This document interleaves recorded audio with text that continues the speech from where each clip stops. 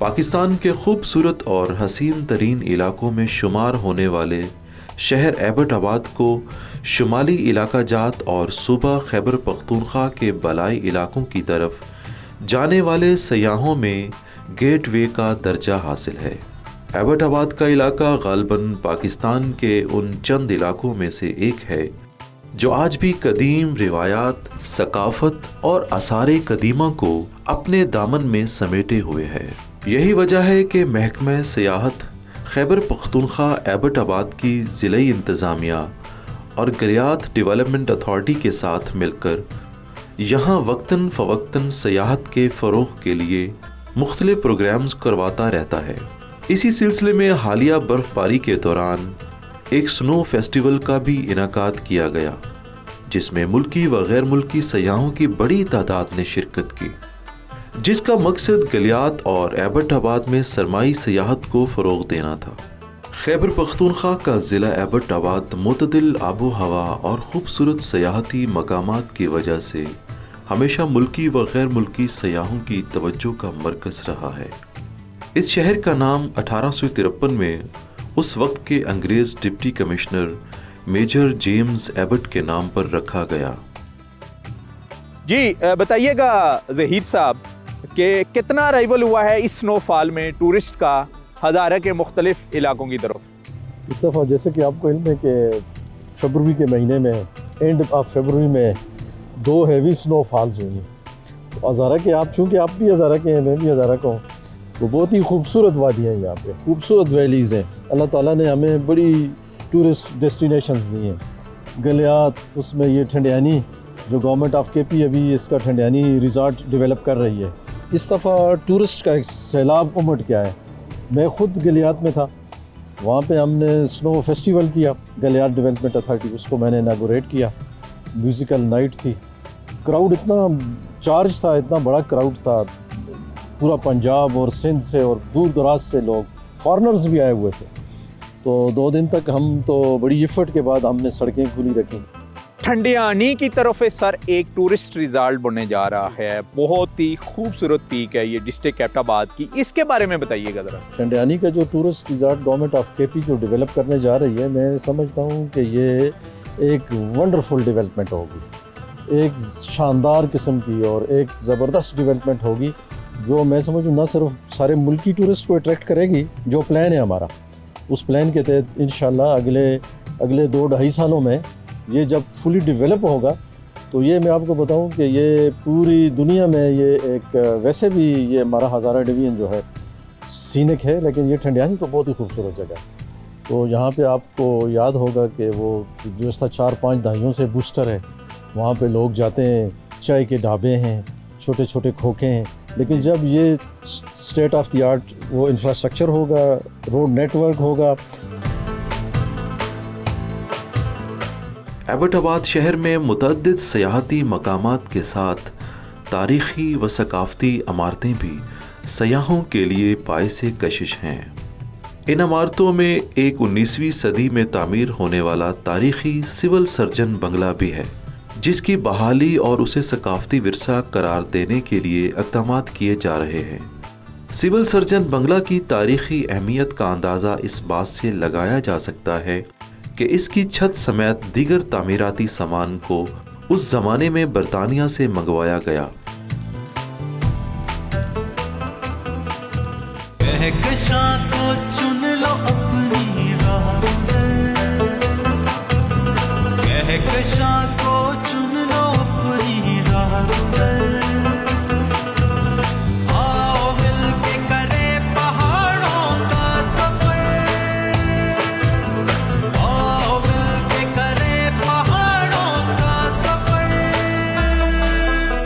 ये हमारी तकरीबन कुछ 7-8 साल हो गए हैं हमने जब इसका स्टार्ट लिया था। इससे पहले इधर हमारे पास एक दूसरा रेस्टोरेंट था खान शनवारी के नाम से। तो फिर हमने जब इसकी बट कढ़ाई में हम लाहौर गए तो वहाँ पे हमने इसका टेस्ट चेक किया, तो वहाँ पे जिस तरह ये हमारे उस्ताद ने आपको बताया भी है, तो वहाँ पे हमने इनसे डिस्कस किया है, तो फिर उन्होंने हमारे साथ एक बड़ा तावन किया। तो हमने फिर एबटाबाद में आकर इसको जो स्टार्ट किया है, तो अल्हम्दुलिल्लाह हम एक लाइव चीज़ जो है वो बना के देते हैं अपने कस्टमर को, और अल्हम्दुलिल्लाह बड़ी ही मियारी चीज़ देते हैं। और हमारा कस्टमर अल्हम्दुलिल्लाह एबटाबाद में बड़े दूर दराज से डिस्ट्रिक्ट से, जिस तरह डिस्ट्रिक्ट हरीपुर है, डिस्ट्रिक्ट मानसेरा है और डिस्ट्रिक्ट एबटाबाद से बहुत दूर दराज से लोग हमारे पास आकर हमारी उस खाने को जो है ना वो उससे लुत्फ़अंदोज़ भी होते हैं। और यहाँ पे थोड़ा सा जिस तरह पहले भी आपने पूछा है कि देसी मुर्गी जो है वो उसका थोड़ा सा फुकदान है, क्योंकि वो ज़्यादा उस तरह अवेलेबल नहीं है, हमें उसकी लाने में बड़ी दुश्वारी होती है। लेकिन फिर भी कस्टमरों के लिए आप देसी मुर्गी का अरेंज करते हैं? जी करते हैं ना। और टूरिस्ट भी खाने के लिए आते हैं? बहुत ज़्यादा जब टूरिस्ट ये हमारा एक GT रोड है इधर से गुजरते हैं तो वो जब देख के तो फिर हमारे पास आते हैं और फिर पहले हमारा टेस्ट चेक करते हैं। अक्सर औक़ात इस तरह भी होता है कि वो हमारे जाते हैं उसके जो उसके ज़बाखाना है उसके पास जाते हैं, फिर अपने हाथ से उसको ज़बह करवाते हैं, फिर पास खड़े होकर फिर उसको सफाई करवा के फिर लाइव उसको देखकर फिर उसको बनाते हैं। तो मैं आपके चैनल के तवज्जुद से एक और बात भी ये ऐड करना चाहता हूँ कि ये होटल इंडस्ट्री जो इस टाइम है ये एक बहुत ही मकसद पीसफुल पे जा रही थी, लेकिन अभी जो गवर्नमेंट के प्रोसेस के साथ जिस तरह हमारा आपने ये अभी देखा, हम ये अभी ये लकड़ है ना, क्योंकि ये गैस अभी इतना महंगा कर दिया है कि ये हमारी पहुंच से बहुत ज़्यादा दूर हो गया। तो मैं ये गवर्नमेंट से ये इस्तदाद करता हूँ कि जिस तरह ये अभी आपने देखा है कि ये होटल में काफ़ी सारे अप्लाइज लगे हुए होते हैं, तो हमारा भी इसी से गुजर बसर होता है, हम टैक्स भी पेयर होते हैं, लेकिन उसके बावजूद ये गवर्नमेंट जो है ये हमारे साथ इस किस्म की गैस की कीमतों के ऊपर कंट्रोल बहुत ज़रूरी है। होटल इंडस्ट्री से जो वाबस्ता है, रेस्टोरेंट से जो वाबस्ता है, आम सारुफ हैं, उनको भी रिलीफ मिले, क्योंकि पहाड़ी इलाके में कुछ ना कुछ तो फ़र्क होगा। पहाड़ी इलाके में चिकन जो है वो थोड़ा मुश्किल से गलता है, ऐसा ही है? जी बिल्कुल ऐसा ही है सर। इसकी वजह यह है कि ज़ाहिर है वो उसकी जो चिकन जो उसकी अपनी जो खुराक होती है वो बिल्कुल ही देसी होती है। जो आप लाहौर में या किसी जगह पे जाएं तो वो एक फार्म नमा होता है ना, लेकिन पहाड़ी इलाके में वो जब देसी चिकन होता है तो उसकी अपनी जान होती है ना, तो वो जान से इस तरह का उसका थोड़ा होता है, लेकिन सख्त होता है टेस्ट में। जी आपको फ़र्क पता चल गया कि ज़्यादातर हमारे भी जो यार दोस्त आते हैं वो शिकवा करते हैं कि पहाड़ी इलाकों में सही तरीके से जो चिकन है वो नहीं बनाया जाता। उसकी वजह यह है कि पहाड़ी इलाके में ज़्यादा जो मुर्गियाँ होती हैं, ख़ास करके देसी मुर्गियाँ, वो देसी खुराक खाती हैं, चल फिर रही होती हैं, इसलिए गोश्त को पकने में थोड़ा सा टाइम भी ज़्यादा लगता है और थोड़ी सी उसमें सख्ती भी होती है, लेकिन उसका टेस्ट जेन्युइन होता है देसी।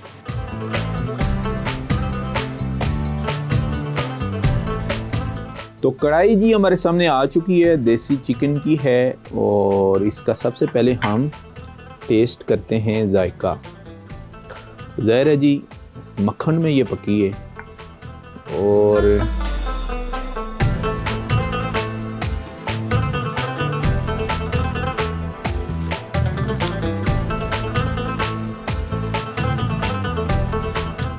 हदरत काली मिर्च और ख़ास करके जो मक्खन है उसका टेस्ट तो वाज़ेह तौर पर नज़र आ रहा है।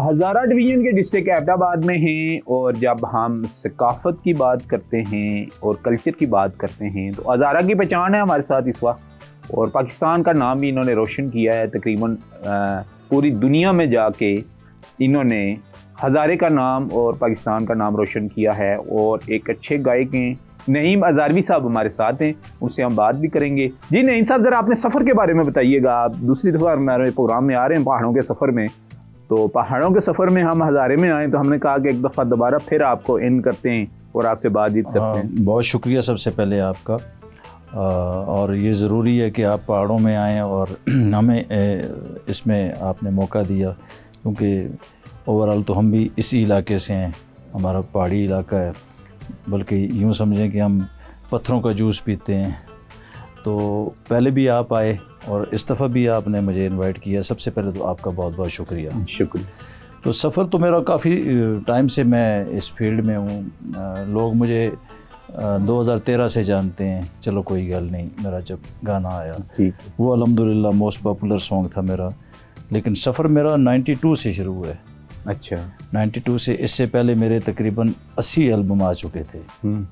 ये मेरा बल्कि 79 पहले आ चुके थे, ये मेरा जो है ना 80 नंबर ये वॉल्यूम था जिसका ये सॉन्ग था। ठीक है, तो फिर अल्लाह ताला ने एक रास्ता बना दिया, अल्लाह ताला ने आपको इज़्ज़त दी। कहाँ किन किन मुमालिक में जाके अपने फ़न का मुज़ाहरा आप करते रहे? मैं अल्हम्दुलिल्लाह पाकिस्तान से बाहर बिलखसूस में यूरोप में, वहाँ यूके मेरा हर साल वहाँ पे मेरा टूर होता है। पिछली दफ़ा भी हुआ, पिछली दफ़ा बल्कि 2 दफ़ा मैं गया हूँ। तो इंशाल्लाह इस दफ़ा भी अगस्त में तैयारी है, क्योंकि अगस्त में वहाँ का अच्छा, मौसम वहाँ अच्छा जाते होता हैं तो वहाँ आपका को कितना अच्छा फीडबैक मिलता है? ख़ास करके हमारे हज़ारे बेल्ट के और KPK के लोग भी आपके फंक्शनों में होते हैं या गोरे भी आते हैं वहाँ के लोकल उसको अटेंड करने के लिए? नहीं, मैं मेरे शो में वहाँ में 2-3 दफ़ा ऐसा हुआ कि वहाँ गोरे आए हैं, वो मेरे फ़ैन हैं। मुझे वो बंदों ने बताया कि ये आपके फ़ैन हैं, वो आपका चैनल यूट्यूब से ये गाने सुनते रहते हैं। तो वहाँ पे पाकिस्तान के काफ़ी लोग हैं, क्योंकि वहाँ पे बिलखसूस हमारा जो ये पुठवार रीजन है, यहाँ के बहुत लोग हैं, मीरपुर साइड की काफ़ी दुनिया है वहाँ पे। तो वो लोग हमारे शोज़ में आते हैं, बल्कि वो तो शुक्र करते हैं कि उनको इस तरह का वहाँ पे एंटरटेनर कोई मिले। अच्छा। क्योंकि उनकी लाइफ में तो हर वक्त वो बेचारे ज़्यादातर वहाँ पे वर्क ही होता है, काम पे आए, काम पे गए। तो वो बड़े खुश होते हैं जब उनको इस तरह हमारा वहाँ पे देसी म्यूज़िक।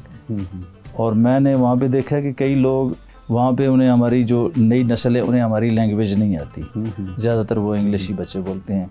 लेकिन जब वो शोज़ कर रहा तो मैं गा रहा होता हूँ, वो लोग मेरे साथ गा रहे होते हैं। अभी आप हमें क्या सुनाएंगे जिसमें हमें हज़ारे की झलक महसूस हो मैं आपको- और इन खूबसूरत वादियों की? मैं आपको माइये ही सुनाता हूँ। अच्छा, माइये से स्टार्ट करें? माइये से जी प्लीज़ प्लीज़। एक शो में कर रहा था तो मेरा गाना था चलो कोई गल नहीं। अच्छा वो मैं गा रहा हूँ, तो ये 11 मिनट का गाना है, पूरा काफ़ी लेंथी है। अच्छा तो थका हुआ था, मैं भी शो एंड पे था, तो अच्छा। मैं मर्जी थी भाई तो 1-2 शेर उसके सुनाता हूँ। हाँ हाँ। वो मेरे सामने नज़र पड़ी, एक बंदा मैंने देखा, वो बेचारा उसके कपड़े भी फटे पुराने कपड़े, अच्छा। लेकिन वो बड़ा मज़े ले रहा था, बड़ा मगन था, सारा ला रहा था, खुश था। अच्छा। मेरी नज़र उस पर पड़ी, मैंने कहा यार अगर मैं यहाँ से इसको ख़त्म करता हूँ, हाँ। पता नहीं ये बेचारा मज़े में है, सुबह इसके क्या हाल है क्या नहीं, इस टाइम ये खुश है, अच्छा। कम से कम इसकी खुशी में खलल ना हो। अच्छा। वो फिर मैंने पूरा 11 मिनट ही गाया। अच्छा, पता अच्छा, उसको भी नहीं है, लेकिन मुझे फील हुआ, मैंने कहा ये ठीक है, अपने मौज में है। चलो कोई गल नहीं, चलो कोई गल नहीं, नहीं बनिया है मेरा कोई गल नहीं। मैं दी शगना दी शाला नसीब होवी, नाल गैर दसेरा कोई गल नहीं।